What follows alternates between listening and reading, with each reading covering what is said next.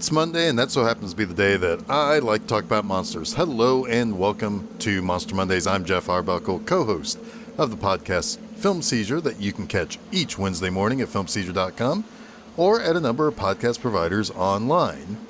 We're going back to the Godzilla trilogy of animated features produced in Japan and brought over onto Netflix.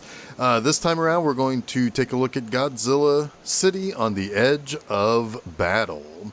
Now, let's real quick recap the first film in the trilogy, Planet of the Monsters.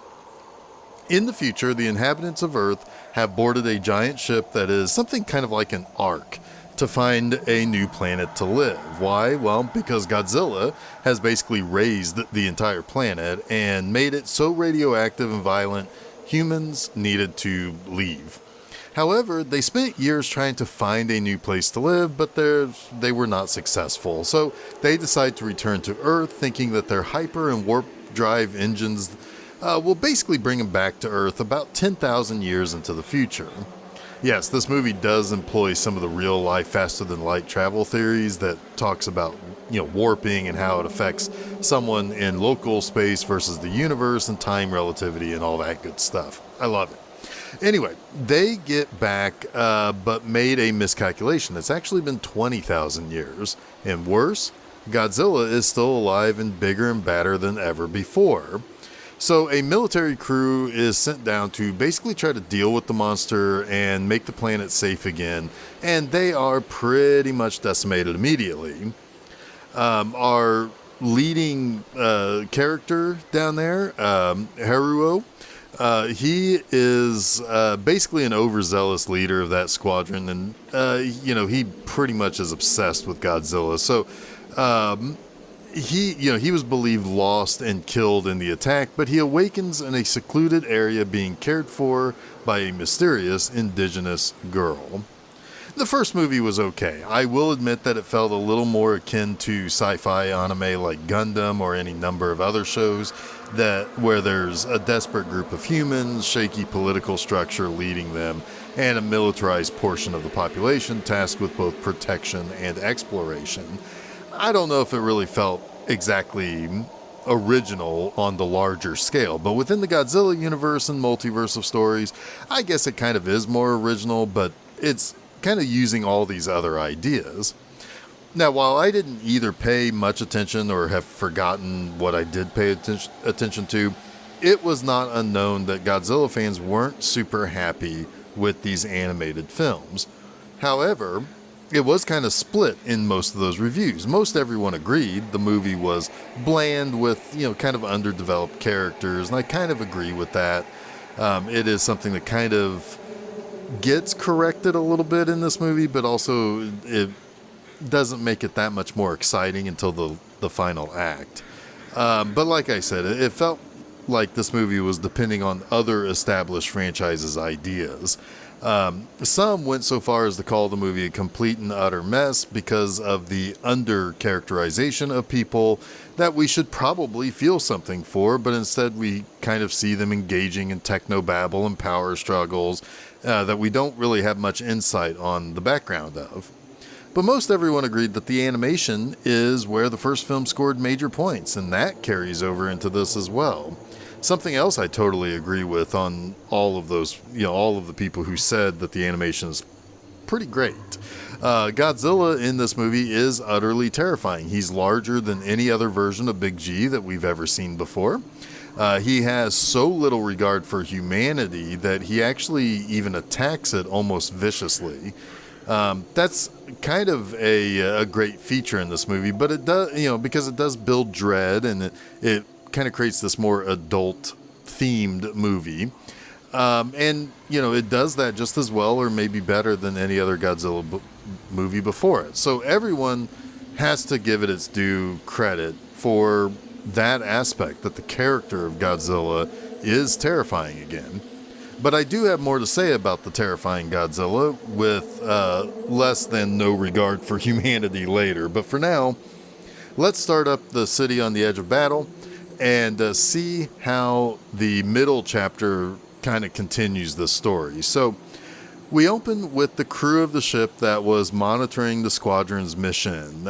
They are horrified to find out that, indeed, Godzilla is still alive and has actually been consistently growing for 20,000 years undeterred. He is a massive 300 meters tall, and if he spots that Ark ship in orbit, his atomic breath will probably be able to reach them and blow them to Kingdom Come.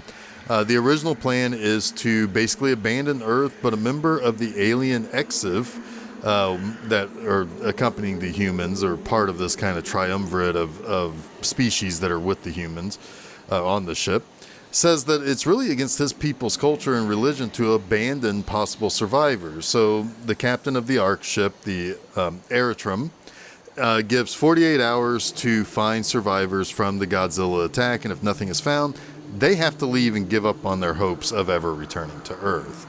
Now, back on Earth, Haruo Sakaki, our leader, our main character, wakes up and finds the indigenous woman who cared for him. And he's shocked that humanity may have survived since the Eritrum departed, originally. So, he tries to communicate with the girl, but she only really knows how to say, hey. There's a weird distortion sound that keeps distracting Haruo, but when the native girl, who we find out later is named Miana, runs away, he's soon contacted, I should say, by other survivors from the mission. And they're basically holed up in the wreckage of one of their mech machines, or their tanks or whatever, and they are facing attack. But they're not being attacked by a monster. They're actually being attacked by the same tribe of indigenous people that Miana came from. Haruo and crew are taken captive by the natives and led into their underground city. There they find others who were also presumed missing or dead from their team. The surviving members of the squadron discuss the people known as the Hutua. And they discover that they may have more than just skin. They may actually have scales on their body.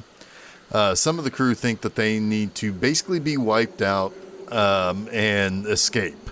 Others believe that this is maybe the descendants of the human race, and they have developed interesting ways of communication, because Miana has an identical twin named Maina, and they start communications with the surviving soldiers by way of a form of telepathy. And they tell the soldiers that basically there is no hope to kill Godzilla. Their defender was defeated by Godzilla himself, and the only thing left behind was a single egg. Now, the scientist, as part of the mission to kill Godzilla, Dr. Lazari, explains that everything on Earth has taken on some characteristic, kind of taken on features that Godzilla has. It's a natural evolution to defend oneself by disguise, and that's maybe why these people have a little bit more of a insect and kind of reptilian look about them, is that it's basically their way of kind of protecting themselves. And because they do kind of have like moth-like features in their hair, but they also have these scales like reptiles. So the soldiers, along with the twins, continue to try to find one of the ships that wasn't utterly destroyed to signal the mothership to ultimately be extracted. However, there is more in the wilderness than the Huatua and Godzilla. There's a foggy, dry riverbed that has vines that try to basically pull prey underground.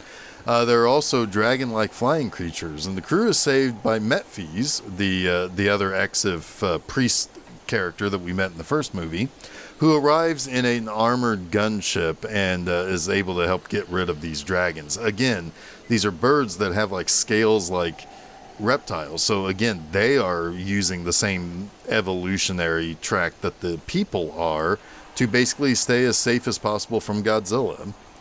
It's soon learned that the Hutua has what's called nanometal, which is on their spearheads or on their arrows. And that was created back before the Eritrum left the planet. And the metal was used to create what was essentially called Mechagodzilla. But that factory that was working on that defense mechanism was attacked by Godzilla before the ultimate weapon could be deployed. And as everything moves closer to Haruo's team going into battle against Godzilla, Haruo and team discovers a large city that is basically being called Mechagodzilla City, which was grown from what they say is basically the carcass of that Mechagodzilla they were trying to build 20,000 years before. Now, the twins end up leaving, but they warn Haruo that the city is poison and very sinister. However, they learn that not only is Mechagodzilla basically still growing, but it is also basically assimilating things around the facility, and that's because of the nanometal is kind of a living thing. It wants to basically continue to spread and grow. And they're pretty bothered about finding what appears to be assimilated human beings after being told by a pair of aliens that are part of this team called the Belusalato, that, these are members of the race of aliens who tried to help build Mechagodzilla before they had to abandon Earth with the humans. But they say that the nanometal, it will not actually harm humans. These assimilated humans that are basically covered in the stuff were dead before being overtaken by this metal that kind of grew out from the city. So as Mechagodzilla City is powered up and some of its resources are allocated to help build other armaments and stuff, Yuko Tani, the dedicated member of the team who we met in the first movie, she idolizes and even seemingly crushes pretty hard on Haruo, has become a quick expert on how to program Mechagodzilla and pilot this other mech stuff that was built by Mechagodzilla City that are called vultures. These are basically put together to help in the battle against Godzilla. But Haruo becomes wrapped up in a pretty bad thought. What if his obsession with Godzilla and destroying it and returning to Earth will only get more people killed and doom this entire mission? So he seeks answers from Metphis, who tells him of his own concerns about their Belusalato allies and about how the humans and the Exif peoples have a little more spirituality about what they do and how they combat fears and dangers, and yes, how they approach monsters. Meanwhile, he worries that the Belusalato, a race of aliens who belittle those ideas and concepts, are almost dead set on becoming monsters themselves. That's part of the reason why Metphis is bothered by this nanometal and how it creates its own monsters and then assimilates everything around it as much as Godzilla has changed its environment. The Belusalato expertise with building weapons make them far more crass and much less, for a lack of a better word, human than the other two races. Metphis then reveals something very secretive to Haruo. Haruo learns that the Exif homeworld was also destroyed by a monster much the same as Earth was. Their monster was given a name they don't speak lightly, or it might be something of a herald of more tragedy to come. And we do find out in the after credits scene that the name of their monster, greater and more dangerous than even Godzilla, is named Ghidorah. But back to what's going on with everything with Mechagodzilla. The good news is that the discovery of Mechagodzilla City has renewed hope that Earth can be salvaged. Bad news, it seems as though the Belusalato connect themselves to Mechagodzilla by becoming fused to the city, so they're basically giving themselves up for this assimilation. This really does not go over well with the humans or Metphis, who fear that they may be the next ones to be consumed. If that is how the city is powering itself, or how Mechagodzilla is working, then of course they're going to be the next ones to be fused and consumed. So the Belusalato argue that in order to become the top dogs on the planetary food chain once again, they have to basically become Mechagodzilla and evolve.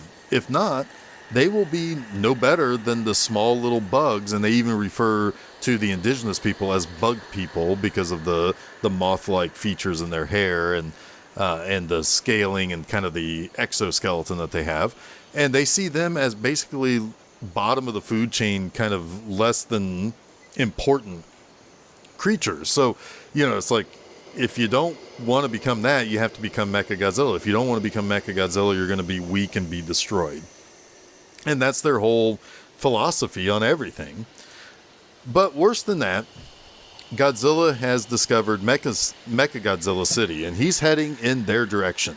And this basically forces the crew putting Mechagodzilla back into service to spring into action immediately. And the squadron lure Godzilla to a capture point where they try to, basically make him fall into a pit, use like this liquid metal stuff that will try to hold him in place while they destroy some of Godzilla's dorsal fins to prevent him from using his atomic breath and so on. They then harpoon Godzilla with essentially these EMP missiles and detonate them. They think that they may have defeated the monster as he's kind of hunched over, and it seems like it really did hurt him. So, the problem is that Godzilla is starting to raise his body temperature and revealing a brand new attack by superheating everything around him. If he's not going to be able to blast that metal city that's giving him problems, he's sure as hell going to try to melt everything. And in a way, they do also kind of reference maybe it's a little bit of a meltdown that he's going through, but that's not really what's going on. The humans realize this is a lost battle, and the choice is now made simple by the Bellisolado, basically saying, allow yourself to be assimilated by Mechagodzilla or accept defeat. This is it right now. Haruo is told that they may have to submit themselves to the nanometal as well in these vulture ships, or else they will not be able to defeat Godzilla. Yuko is immediately consumed by the nanometal, but Metphys tells Haruo that the nanometal will not stop. It will consume the planet. So it's not just going to defeat Godzilla, it's going to take over everything. So he needs to basically stop Mechagodzilla City by pretty much destroying the nanometal infection, which he does, allowing Godzilla to stop superheating and destroy the rest of the city, leaving the humans needing to find another superweapon to destroy the monster. Despite believing that by destroying the nanometal that he may be able to save Yuko, she dies and Godzilla still lives, and Haruo is basically just utterly defeated. So let's get to the thing that every episode, the little gimmick that I have of this show, and talk about the three things that I like about Godzilla City on the edge of battle. First up, I do like the concepts raised about how humans, the Exif, and the Bellisolado manage their own concepts of faith and defense and their own understanding of supremacy over their environment. The Exif seem to almost take the spiritual concept of their existence being part of a larger ecosystem. Everything works in concert with one another. It's like balancing everything to find peace. The Bellisolado thinks of safety and survival as part of a larger offensive conquest. How do you protect yourself? You destroy and rule over the things that could hurt you.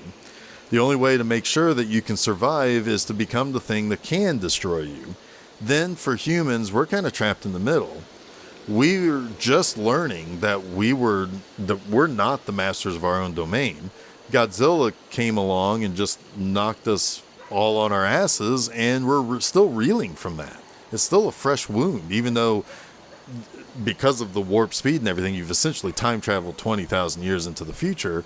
These things only happened like 10 years ago or 12 years ago or whatever they said in the first movie. So yeah, we're still reeling from the fact that we lost our planet, that we don't understand what's around us, that we aren't as great as we thought we were. That then builds a lot of angst with the humans who feel either particularly affected or somehow desperate to correct wrongs, where they find then obsession in the form of Godzilla. And there's a lot of interesting concepts here that are definitely worth thinking about and exploring. And I kind of wish, though, that this was revealed more, or at least a little bit, in the first movie instead of it almost entirely existing in this middle chapter.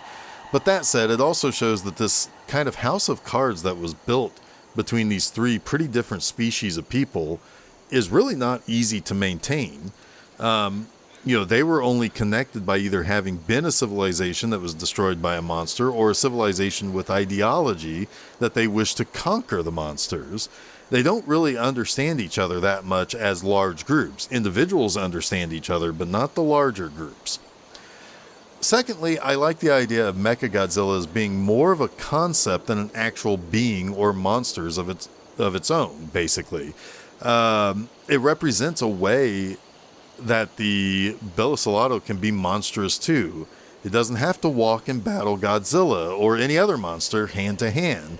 It just needs to be able to destroy the other creature. Beyond that, the nanometal will then basically take over the entire planet to prevent something else from rising up to try to conquer the planet, as well as fortify itself against something that will come to Earth and try to take it over. That's a completely different concept. Then when you think about the Easter eggs left about the other characters, Mothra and Ghidorah, well, Mothra would be assimilated and neutralized at that point. It would essentially die in the belly of the Mechagodzilla nanometal. Ghidorah would have to figure out a way to defeat a planet-sized kaiju in the Mechagodzilla construct. That's a neat idea. Thirdly, Godzilla is saved quite nicely in this movie. This movie is kind of surprisingly long. It comes in at about 100 minutes. However, you don't see Godzilla until about 35 minutes left to go. In a way that's very similar to how, to one of the old classic Godzilla movies where you get all of the other stories set up and all of that. Then Godzilla pops in the final act to do the monster fighting stuff. In this movie, there's really good tension being built here. Godzilla awakens, he knows where the people are, and he first tries a distance attack.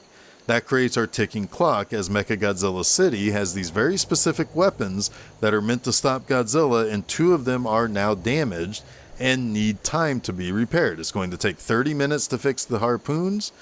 Godzilla is 20 minutes away. Now you have to send these little vulture flying fighters out to distract, redirect, or slow Godzilla. So you have these exciting kind of dogfighting shots and action pieces that while you have the rest of the team back in Mechagodzilla City scrambling about and discovering their harpoons cannot be repaired, so it's even more dire than we thought. I just really thought the final act of this movie was very well animated and very exciting. It's definitely the best part sequence in the whole movie that came before it. It's much better than what came before it.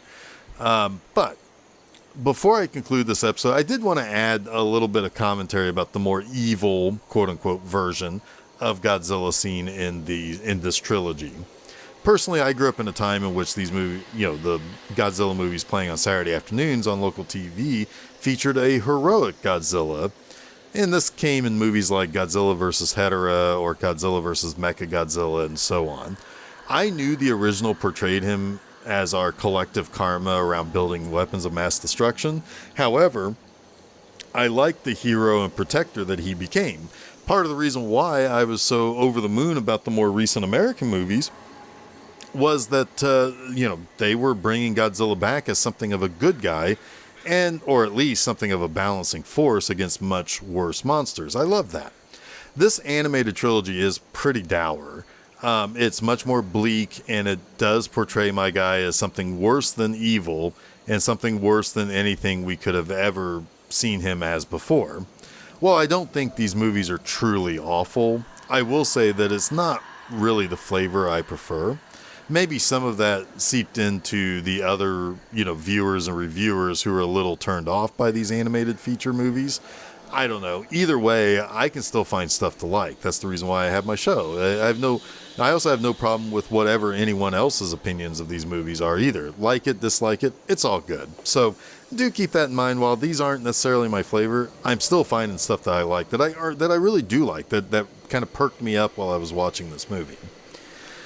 So that wraps up this week's Monster Mondays. You can catch new episodes of Monster Mondays each Monday afternoon at filmseizure.com. You can also listen to new episodes of the Film Seizure Podcast each Wednesday morning. Both of those at filmseizure.com. But don't forget to follow Film Seizure at Facebook, Twitter, and Instagram. And subscribe to Film Seizure to get both of those podcasts at your favorite podcast providers, as well as YouTube.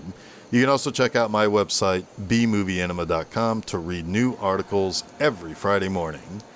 We're going from this week's giant menace to next week's little helper, who gets a little too protective and downright murderous in George Romero's Monkey Shines. So until next week, stay spooky.